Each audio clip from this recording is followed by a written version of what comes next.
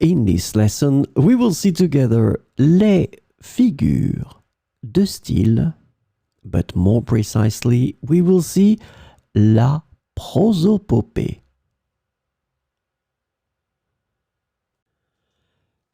So the first thing that we should define is les figures de style. What are we talking about? In the French language, as in any language, there are numerous figures of style, also known as figures de style or figures de rhétorique. These figures of speech are used to enhance the expressiveness, imagery, and impact of language in both spoken and written communication. These figures of style are used by writers and speakers to add depth, imagery, emphasis, and rhetorical flair to their language. And it makes their expressions more engaging and memorable.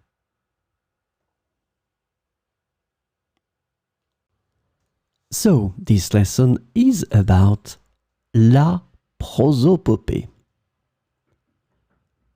Prosopopeia is a rhetorical device that involves giving human characteristics or attributes to non-human entities, objects, or abstract concepts.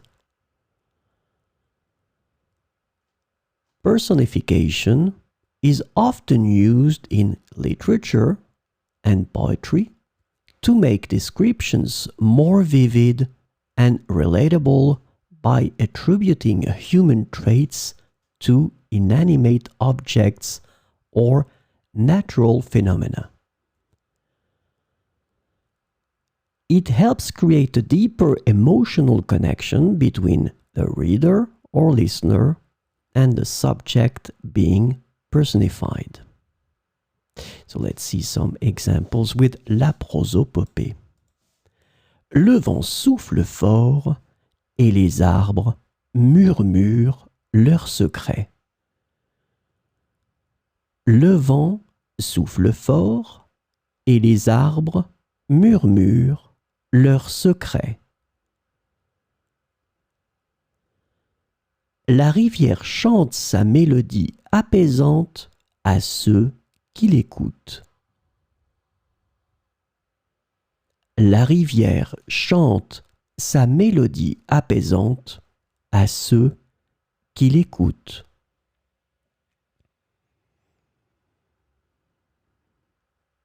La lune veille silencieusement sur la terre endormie. La lune veille silencieusement sur la terre endormie.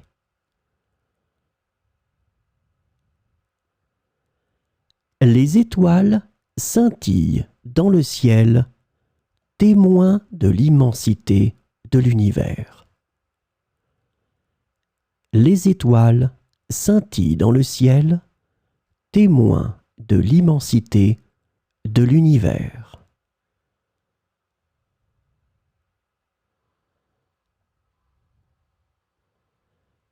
Les vagues de l'océan racontent leurs aventures au sable de la plage.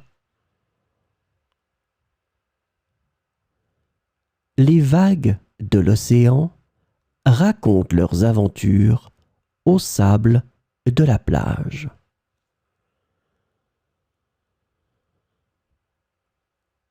La montagne majestueuse défie le ciel de sa grandeur imposante. La montagne majestueuse défie le ciel de sa grandeur imposante.